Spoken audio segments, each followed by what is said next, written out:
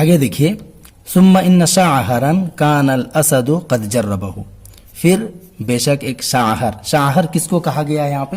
یہاں دیکھ سکتے ہیں نیچے اس کا معنی لکھا ہوا 9 نمبر میں، بہت سارے تفصیل ہے، یہاں آخر میں دیکھیے یفسرہ الثقات بابن آوا، جو ثقات ہیں ان لوگوں کا کہنا ہے کہ یہ ابن آوا ہی ہے، ٹھیک ہے؟ تو ثقات نے ابن آوا ہی سے اس کی تفسیر کی ہے، تو ابن آوا ہی اس کا ترجمہ کریں گے۔ ثم ان شاعرن، پھر ایک شاعر ابن آوا گیدڑ، کان الاسد قد جربہ، جربہ یجرب تجریب، اس کا مطلب ہوتا ہے آزمانا، پرکھنا۔ پھر ایک شاعر ایک گیدڑ، کان الاسد قد جربہ، شیر نے جس کو پرکھ رکھا تھا، آزما رکھا تھا، فوجد فیہ امانتا وصدقا، بادشاہ نے اس کے اندر امانت داری اور سچائی کو پایا تھا، بادشاہ نے اس کے اندر امانت داری اور سچائی کو پایا تھا، فرتبہ فی خدمتہ، پس بادشاہ نے اس کو یعنی شاعر کو اپنے خدمت میں معمور کر لیا، رکھ لیا، ٹھیک ہے؟ رتبہ کا یہاں کریں گے رکھ لینا، معمور کرنا، مرتب کرنا نہیں۔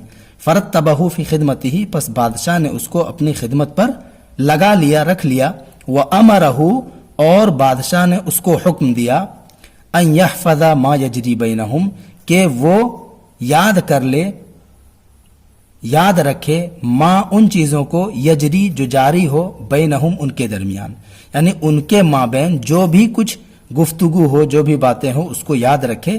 اس بات کا بادشاہ نے اس شاعر کو حکم دیا۔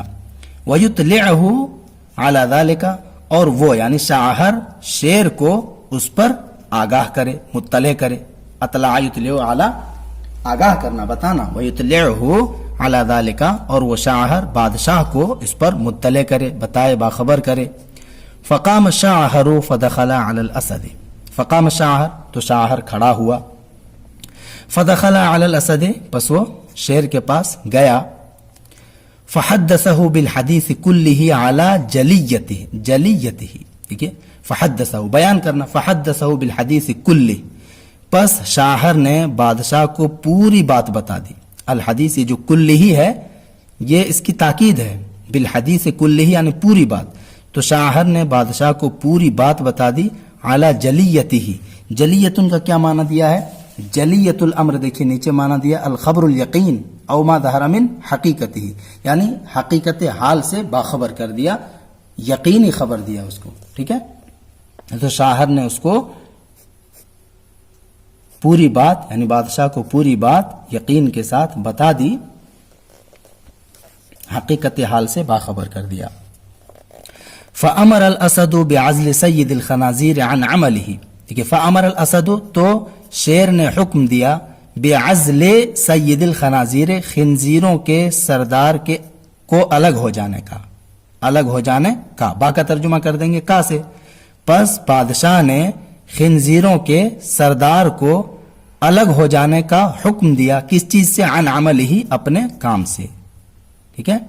بادشاہ نے خنزیروں کے سردار کو اپنے کام سے، اس کے کام سے الگ ہو جانے کا حکم صادر فرما دیا۔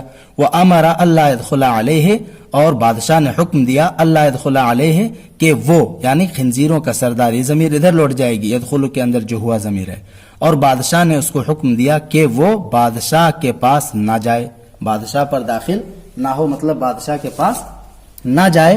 وَلَا يَرَى وَجْهَهُ، اور وہ اپنا چہرہ، ولا یوری، ارا یوری اس کا مطلب ہوتا ہے دکھانا، تو ارا یوری، یوری پڑھیے اس کو، ولا یوری وجہہ، اور وہ یعنی خنزیروں کا سردار اپنے چہرے کو نہ دکھائے۔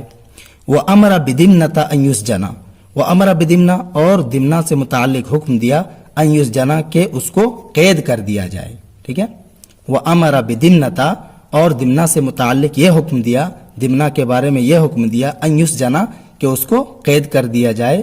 وقد مزا من النہار اکثرہ، اور دن میں سے اس کا اکثر حصہ گزر چکا تھا، نکل چکا تھا، مزا یمزی گزرنا، وقد مزا من النہار اکثرہ، اور دن کا اکثر حصہ گزر چکا تھا۔